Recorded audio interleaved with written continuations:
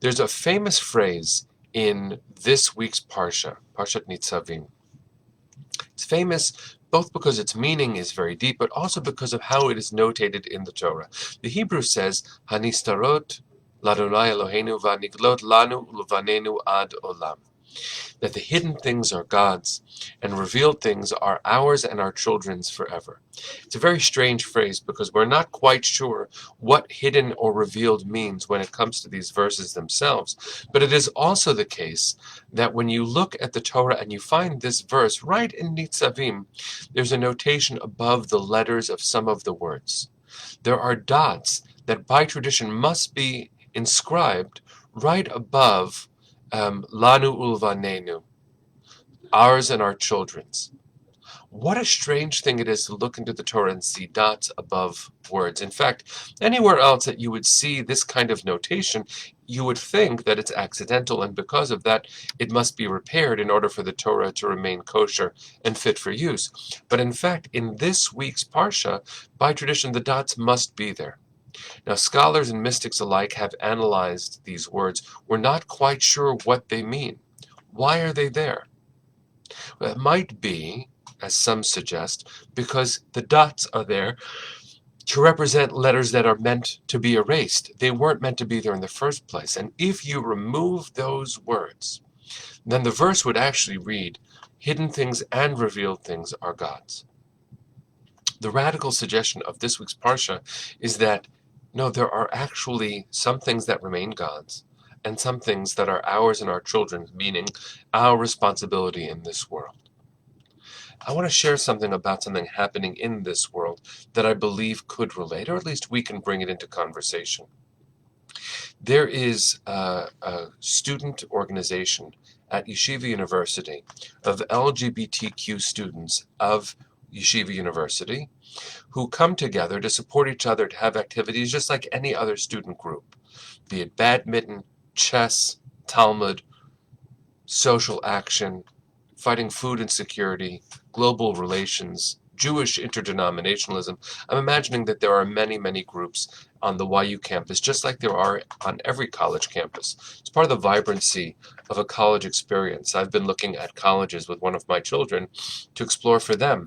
And one of the things that makes the biggest impression is the vibrancy of student life and the diversity on any campus. It's a plus. Well, Yeshiva University was part of a case that went before the United States Supreme Court about this LGBTQ group. And the Supreme Court both ruled and then withheld its ruling about whether or not the school was mandated to recognize the LGBTQ student organization. And because of Yeshiva University's explicit mission, which is orthodox, an orthodox interpretation of Judaism, they decided, instead of complying with the Supreme Court's ruling, they suspended all student groups on their campus so that they wouldn't be forced to recognize the LGBTQ student group. Now, that is complicated in countless ways, and I don't dispute the right of different expressions of Judaism or of religion to have their own inner truths. But when it comes to, first of all, the civic organization or the cultural organization of students who want to be together because they identify together, that isn't a threat, that is an affirmation of life. And the dignity of recognition is what the Supreme Court was actually saying to the Yeshiva University leadership they needed to recognize. YU decided instead to shut down all the student groups. And in a miraculous decision that was just shared, I saw it on social media a little bit ago, JQY, Jewish Queer Youth, which is an organization supporting LGBTQ students and young people who are Jewish. JQY offered to support every student club at Yeshiva University this morning so that the LGBTQ student group, first of all, wouldn't be pigeonholed, wouldn't be seen as causing a problem. In fact, this statement of solidarity by JQY is one of affirmation of all expressions, because I'm imagining student groups at Yeshiva University wouldn't all support the LGBTQ students. And so what a statement of affirmation, what a challenge to true diversity this act of solidarity was. I'm going to be making a donation to JQY in support and affirmation of their decision to support all the student groups at Yeshiva University. What does this have to do with the verse that we were just looking at? It's an important question. Anyone should ask a rabbi who clearly is making a social statement how this connects to Torah. Well, once upon a time, meaning about 10 years ago, I was part of a panel at NYU Hillel. It was hosted by Rabbi Yehuda Sarna, who is the executive director of the Bronfman Center at NYU, the student Hillel there. I was on the panel, Rabbi Sarna was on the panel, and Rabbi Steve Greenberg, who to date remains the only openly gay Orthodox rabbi in America, in the world perhaps. And we were there to talk about inclusion of LGBTQ life, students, and traditions within Judaism. Each one of us was going to have our own opinion. Clearly, we were not representative of the entire Jewish world. There were no women on the panel, no women rabbis in particular, and all of us were white. So there are complicated limitations when it came to us being a diverse panel, but we did have different perspectives. And I was touched and moved by a response that I heard Rabbi Steve Greenberg give. I want to offer it here because it has to do with our verse. One of the students said, "Can't you change to the Orthodox rabbi, to one of the Orthodox rabbis in the panel? Can't you see that this is who I am, who God made me to be?" And Rabbi Sarna said, "I wish I could say that, but I can't." And he was being compassionate and present, and I admire his leadership. This is only meant in praise of my colleagues on that panel.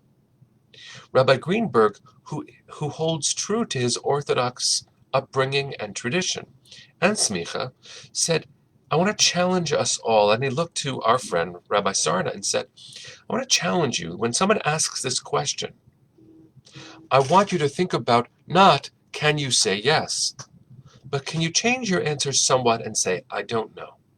You're asking me a question that I don't know the answer to." Because the Torah clearly does speak about sex between men, but it does not talk about what we consider monogamous gay love. It doesn't talk about identity.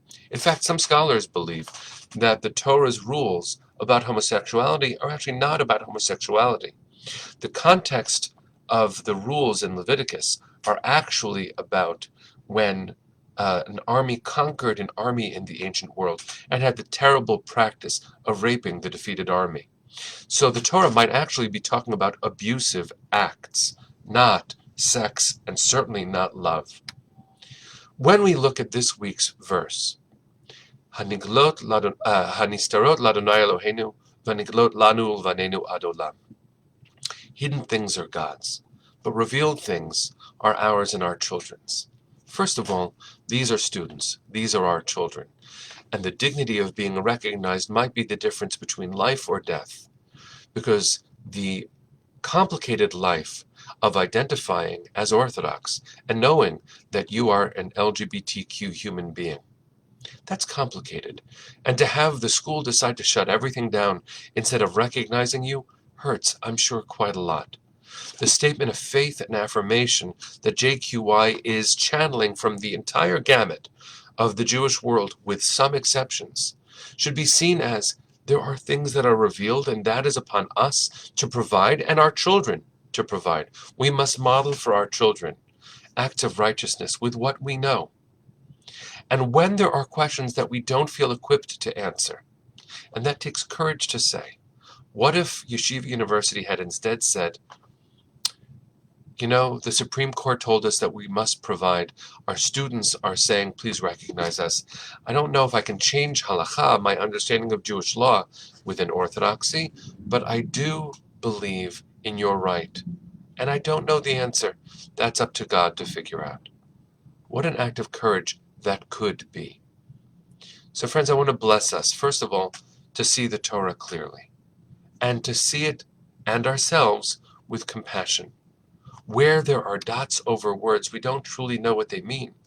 But if we don't truly know what they mean, maybe we can explore what they could mean.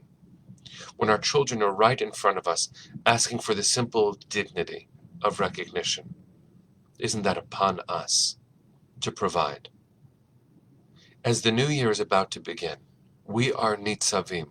We are right here, ready for rebirth, ready for more love, ready for a better year for ourselves, for our children, and for our world. So I bless us to take a deep breath, pay attention to the world, offer the love we can, stretch where we must, and acknowledge that sometimes we just don't know. And perhaps that is a beautiful kind of response to important questions. I don't know, but I'll tell you what I do. You matter. I see you.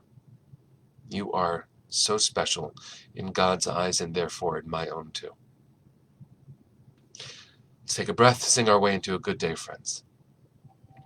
Ya la la la la, diddy ya la la la, diddy ya la la la la, ay la la la. Have a good day, friends. See you tomorrow. Take care.